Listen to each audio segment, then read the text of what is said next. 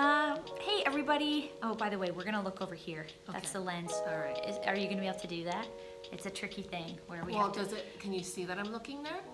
I am looking there. Yeah, it's fine.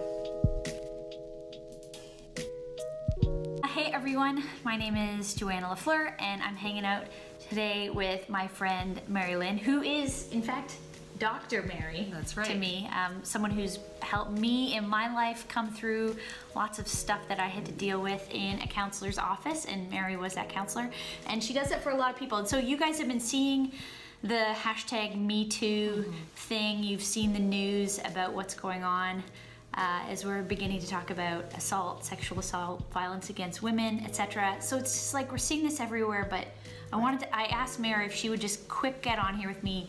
What can we do about this? What can women do to respond to this? What can men do to respond to this? I mean, it's a huge issue. Yeah.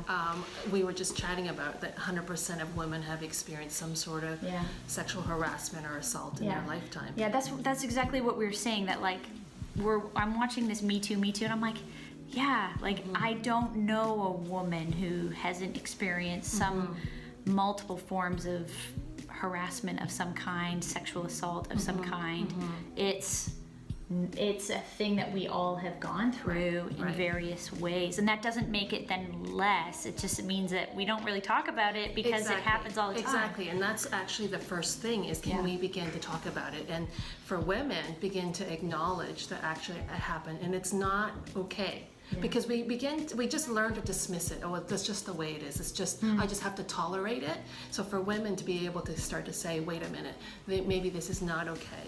And what is it within me that can speak up to say that I will not tolerate this? And how can I even be honest with myself about the abuses or the experiences that I've had? So for women, it's even beginning that dialogue. And for men, also beginning the dialogue to be able to say, and invite conversation with the women in their lives to say, hey, I didn't realize this was the case. Can I understand more?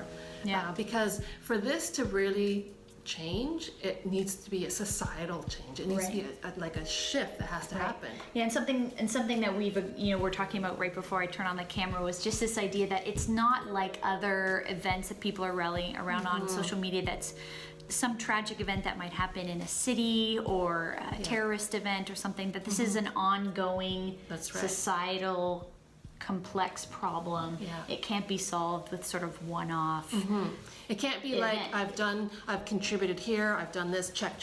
Right. But if we can begin to shift our thinking about it and our understanding about it and our willingness to be honest about it, I think that's already very significant. Yeah. So if a guy's watching this, how could he ask women in his life about this? Like to begin the dialogue, what would be a question he could ask?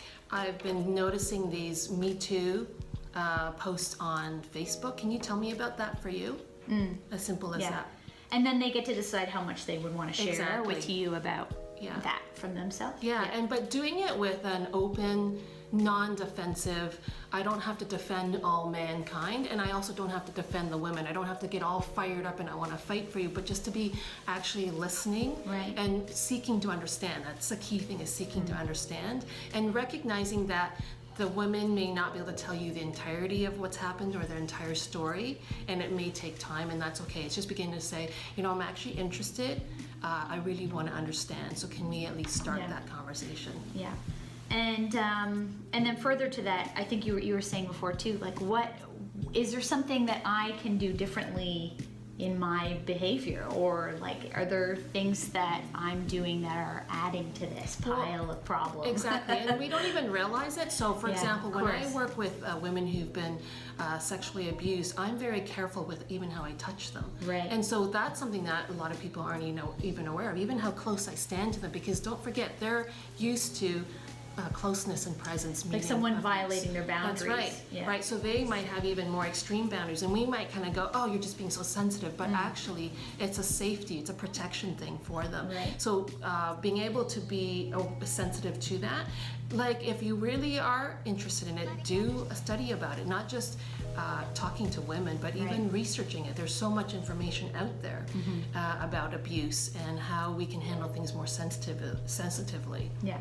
And now if you're a woman who's seeing this, and maybe most likely you've gone through some form of this, of course you don't have to share that story, but what would be something that, how would someone know if it was someone that they should share that with, you know, like, because sometimes people make the wrong choice of who to share. That's a very oversharing. good point. That's a very good point. What would be something that you would look for, and if I'm going to begin needing to talk about this, who should I look for to Right. talk to? I mean, I would start off with close friends, and I would start off with small amounts of sharing, and we just kind of test out the water. So if I just kind of say, yeah, when I was a child, this situation happened to me.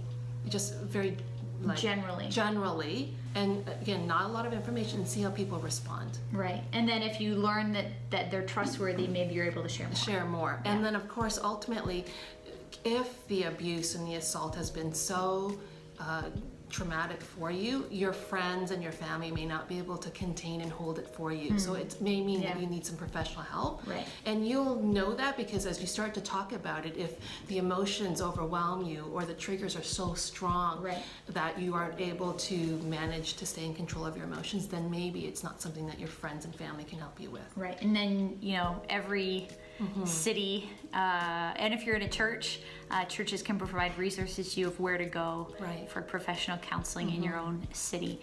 Well, thanks, Mary. Yeah. I mean, oh my goodness, there's so much more that needs to be talked about, but I just wanted to quickly get on with you and just continue the conversation. And I hope this was helpful to somebody who's just looking for some really practical ways to engage this conversation. Thanks, Mary, so much. You're welcome. Take care, guys. All right.